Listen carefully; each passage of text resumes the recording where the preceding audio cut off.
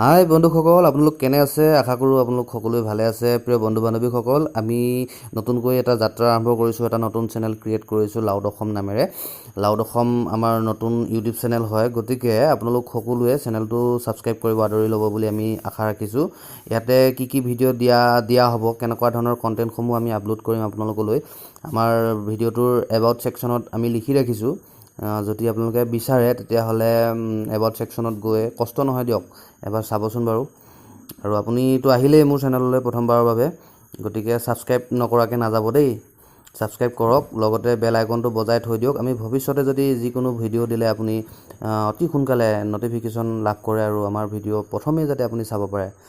গতিকে লাউড অসমৰ এইটো নতুন চেনেল হয়, লাউড অসম নামেৰে নতুন চেনেল ক্ৰিয়েট কৰিছোঁ আপোনালোকলৈ, একমাত্ৰ আপোনালোকৰ বাবে ক্ৰিয়েট কৰিছোঁ। গতিকে আমাৰ ভিডিঅ'সমূহ আপোনালোকে নিশ্চয় লাইক কৰিব, কমেণ্ট কৰিব। ডিছলাইক বুলি কিবা এটা আছে বাৰু, ডিছলাইক বৰ বেছি নকৰিব, নহ'লে বদনামী হৈ যাম নহয়, কৃষ্ণহে বুলিলোঁ আৰু। গতিকে আহকচোন, আজি প্ৰথমটো ভিডিঅ' আপোনালোকলৈ আগবঢ়াইছোঁ, কমেণ্ট কৰিব নিশ্চয়। আহক আমি আগবাঢ়োঁ। আপোনালোকে নিশ্চয় মোৰ থাম্বনেইলখন চাইছে, থাম্বনেইলখন চাই পেলাই আপোনালোকে ভিডিঅ'টো অ'পেন কৰিছে। কিছুৱে হয়তো মোক চিনি পায়, নহ'লে লিংক এটা পাইছে, ফেচবুকত পাইছে, কিনো এখন থাম্বনেইলখন ভাল লাগছে অলপ চাই দিওঁ। এতিয়া থাম্বনেইলখনৰ কিন্তু অৰ্থ বহুত গভীৰ, কিয়নো আজি লাউড অসমে এইটো চেষ্টা কৰিছে কিন্তু দেই। বহুত আহিছে গৈছে, বছৰ প্ৰতি বছৰত এটাকৈ 5 জুন থাকেই, এটাহে থাকে দেই বন্ধুসকল। এই 5 জুনত সকলোৱে কি যে প'ষ্ট তোমাৰ, হেল্ল' কোৱাইদেউ আপুনিও তেনেকুৱা, বেয়া পাইছোঁ কিন্তু আপোনাক, বেয়া পাইছোঁ। গছগাল যে লগাইছে পুলিবিলাক, বাপৰে বাপ, কি প'ষ্ট ফেচবুকত, হোৱাটছআপত।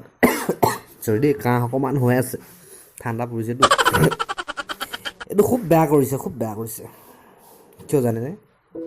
এই যে গছবিলাক যে আপোনালোকে লগাই আছে, এই গছবিলাক লগোৱাৰ পাছত কিমান হাজাৰ বিশ্ব পৰিৱেশ দিৱসৰ নামত কিমান হাজাৰ গছ আপোনালোকে ধ্বংস কৰি আছে।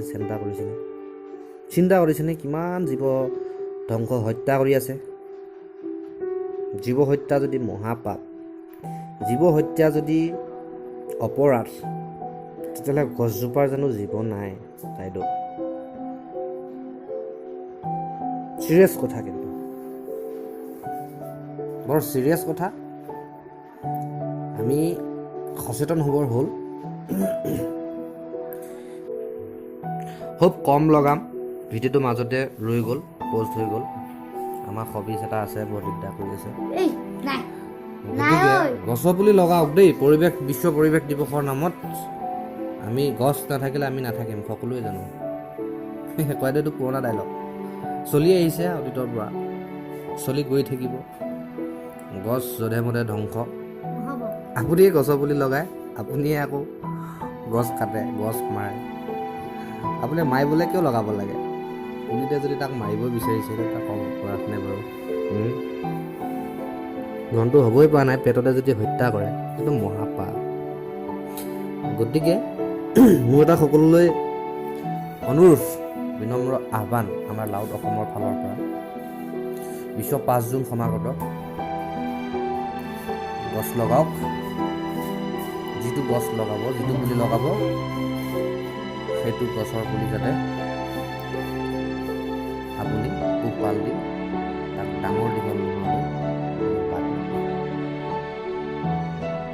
সেইটো যদি ভাল লাগিছে লাইক কৰক, আৰু যদি ভাবিছে যে আৰু এজনলৈ মই এই ভিডিঅ'টো দিলে কাৰোবাৰ উপকৃত হ'ব, কাৰোবাৰ মানে কি পৃথিৱীখনৰ উপকৃত হ'ব, তেতিয়াহ'লে ভিডিঅ'টো শ্বেয়াৰ কৰক, কমেণ্ট এটা দিব। আপুনি 5 জুন বিশ্ব পৰিৱেশ দিৱসৰ নামত গছৰ পুলি এটা লগাব নে নলগাই, এটা কমেণ্ট কৰি নিশ্চয় জনাব।